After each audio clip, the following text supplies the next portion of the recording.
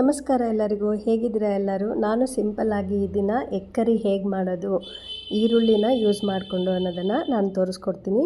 ಇದನ್ನು ಮಾಡೋದಕ್ಕೆ ಒಂದು 15 ನಿಮಿಷ ಆದರೆ ಸಾಕು.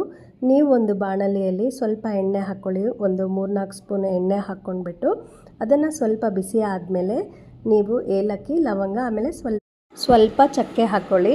ಸೊ ಇದು ಸ್ವಲ್ಪ ಬಿಸಿ ಆದಮೇಲೆ ಇವೆಲ್ಲವನ್ನೂ ಸಹ ಈರುಳ್ಳಿ ಹಾಕ್ಕೋಬೇಕು. ಒಂದು 3 ಈರುಳ್ಳಿನ ಚೆನ್ನಾಗಿ ಕಟ್ ಮಾಡಿ ಹಾಕ್ಕೊಳ್ಳಿ. ನಿಮಗೆ ಚಿಕ್ಕದಾಗಿ ಬೇಕು ಪೀಸಸ್ ಅಂದರೆ ಚಿಕ್ಕದಾಗಿ ಕಟ್ ಮಾಡಿ ಹಾಕ್ಕೊಳ್ಳಿ. ಬಟ್ ಈ ಈರುಳ್ಳಿ ಜಾಸ್ತಿ ಇರಬೇಕು, ಬಿಕಾಸ್ ಇದಕ್ಕೆ ಬೇರೆ ಯಾವುದೇ ಒಂದು ಪದಾರ್ಥವನ್ನು ಜಾಸ್ತಿ ಹಾಕೋಂಗಿಲ್ಲ ನಾವು.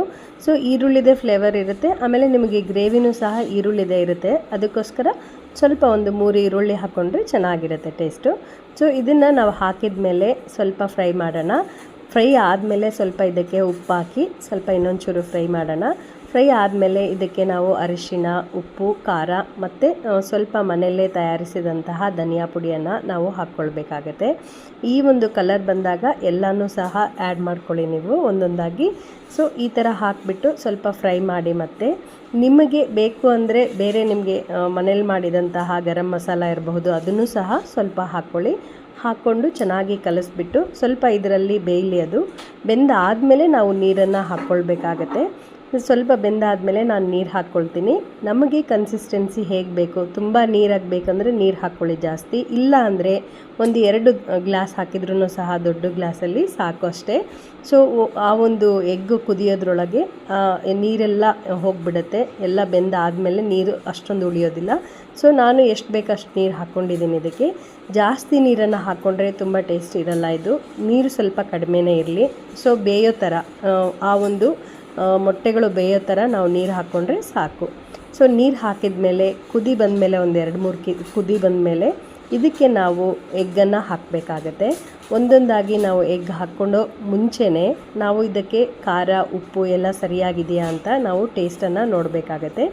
ಟೇಸ್ಟ್ ನೋಡಿಬಿಟ್ಟು ಸರಿಯಾಗಿದೆ ಅಂದಾಗ ನಾವು ಒಂದೊಂದಾಗಿ ಮೊಟ್ಟೆಯನ್ನು ಹಾಕ್ಕೊಳ್ಳೋಣ. ಹಾಕ್ಕೊಂಡ್ಮೇಲೆ ಒಂದೇ ಸರಿ ಕಲಿಸ್ಬೇಡಿ. ಒಂದು 5 ನಿಮಿಷ ಹಾಗೆ ಒಂದು ಮೀಡಿಯಮ್ ಫ್ಲೇಮಲ್ಲಿ ಇಟ್ಬಿಟ್ಟು ಇದನ್ನು ನೀವು ಕುದಿಸ್ಬೇಕಾಗತ್ತೆ.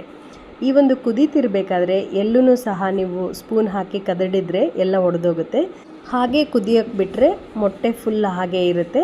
ಸೊ ಈ ಥರನೇ ನಾನು ಎಲ್ಲೂ ಸಹ ಸ್ಪೂನ್ ಹಾಕಿ ಕದಡಕ್ಕೆ ಹೋಗಲ್ಲ, ಕೊನೆವರೆಗೂ ಸಹ ಹಾಗೆ ಕುದಿಲಿ. ಬಟ್ ಆವಾಗವಾಗ ಒಂದು 2-3 ನಿಮಿಷಕ್ಕೆ ಒಂದು ಸರಿ ಕುದಿ ಹತ್ತಿದಾಗ ಅದು ತಳ ಹಿಡಿದೇ ಹಾಗೆ ಇರಬೇಕು ಅಂದರೆ ಸ್ವಲ್ಪ ಲಾಸ್ಟಲ್ಲಿ ಕೊನೆಯಲ್ಲಿ ನಾವು ಸ್ಪೂನಿಂದ ಸ್ವಲ್ಪ ನಾವು ಸರಿಸ್ಬೇಕಾಗತ್ತೆ. ಆಗೇನಾಗುತ್ತೆ ಅಂದರೆ ಸರಿಯಾಗಿ ಬೇಯುತ್ತೆ ಎಲ್ಲ ಕಡೆ. ನಿಮಗೆ ಬೇಕು ಅಂದರೆ ನೀವು ಮುಚ್ಚಳವನ್ನು ಸಹ ಮುಚ್ಬೋದು. ಸೊ ಈ ಥರ ಮುಚ್ಚಿ ಸ್ವಲ್ಪ ಹೊತ್ತಾದಮೇಲೆ ನೋಡಬೇಕಾಗತ್ತೆ. ಆವಾಗವಾಗ ಫುಲ್ ಬೆಂದಿದೆ ಅಂದಾಗ ನೀವು ಸ್ಟವನ್ನು ಆಫ್ ಮಾಡಬೇಕಾಗತ್ತೆ.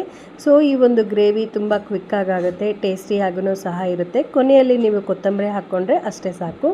ಇದನ್ನು ನೀವು ಬಿಸಿ ಬಿಸಿಯಾಗಿ ಅನ್ನದ ಜೊತೆ ಊಟ ಮಾಡಿದ್ರೆ, ಆಮೇಲೆ ಚಪಾತಿ ಜೊತೆಗೂ ತಿನ್ಬಹುದು, ಜೋಳದ ರೊಟ್ಟಿಗೂ ಸಹ ಚೆನ್ನಾಗಿರುತ್ತೆ.